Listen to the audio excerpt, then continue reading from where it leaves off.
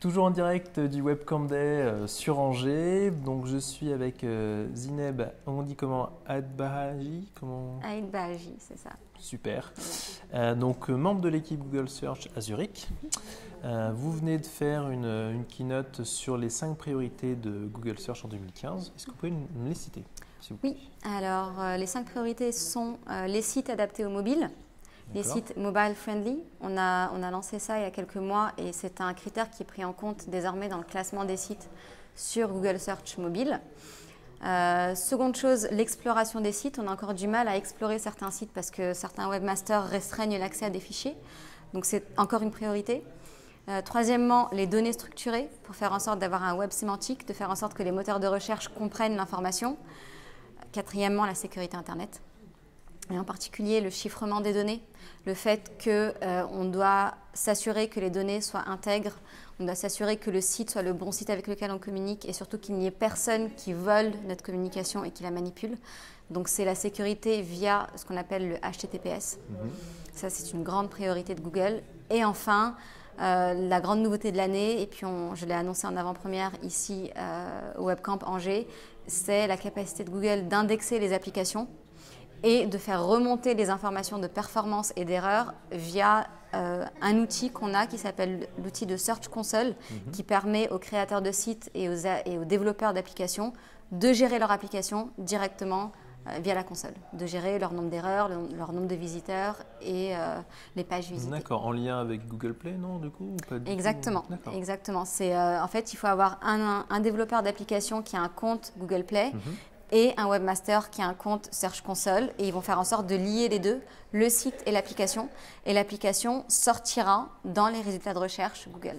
D'accord. Au niveau de la keynote, il y a eu pas mal, j'imagine, de questions-réponses sur la fin. Par rapport à ces 5 priorités, ça tournait à peu près sur quoi? C'était homogène? C'était plutôt homogène. Oui. J'ai eu des questions très intéressantes sur le mobile et sur la sécurité, justement, parce que certaines personnes ne sont pas convaincues qu'un blog, par exemple, ou un site d'actualité ait besoin d'un certificat HTTPS. Oui. Sauf qu'ils en ont besoin parce que le certificat va vous permettre d'être sûr que vous communiquez avec le bon site et surtout que l'information n'a pas été modifiée par un hacker. D'accord, effectivement. Vous êtes donc dans l'équipe Google Search. Est-ce que c'est compliqué de travailler pour une entreprise quand même mondialement solide et réputée? C'est un rêve qui s'est réalisé pour moi et peut-être que je ne le réalise toujours pas, mais pour l'instant c'est la fête.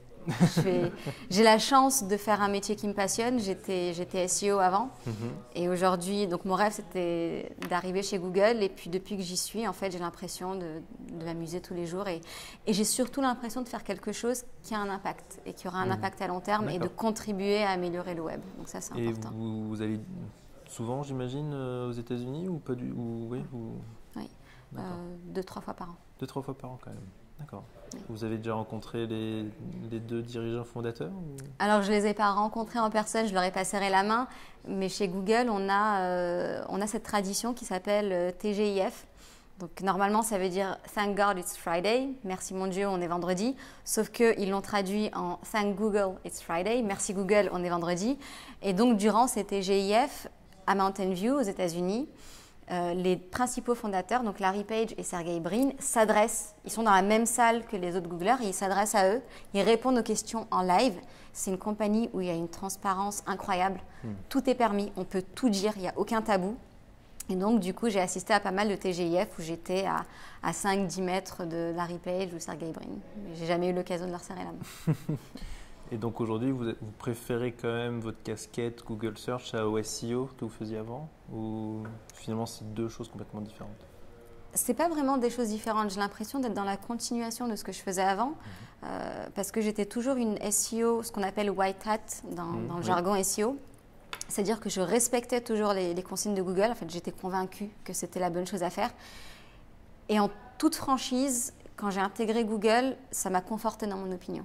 J'ai pu voir exactement comment fonctionnaient les choses et j'ai pu voir que je ne me trompais pas, qu'effectivement, j'avais raison sur beaucoup de choses, que Google est très transparent quand même, ils disent beaucoup de choses. Il suffit de lire entre les lignes. Et aujourd'hui, j'ai l'impression de continuer un peu à faire ce que je faisais parce que j'améliore la qualité des résultats de recherche. Et ma plus grande fierté dans cette équipe, c'est de développer la communication sur le marché francophone. Chose qui manquait cruellement lorsque moi j'étais SEO. Je suis parfaitement bilingue anglais-français, donc je faisais toute ma veille en anglais parce qu'il n'y avait pas grand-chose en fait sur le marché francophone. Il y avait de la traduction d'articles anglophones. Et du coup, je suis très fière d'avoir développé la communication francophone en France, en Belgique, au Canada, au Maroc, en Tunisie. Et ça, c'est une grande nouveauté. Eh ben, super. Merci beaucoup, Zineb, d'avoir participé à cette petite interview.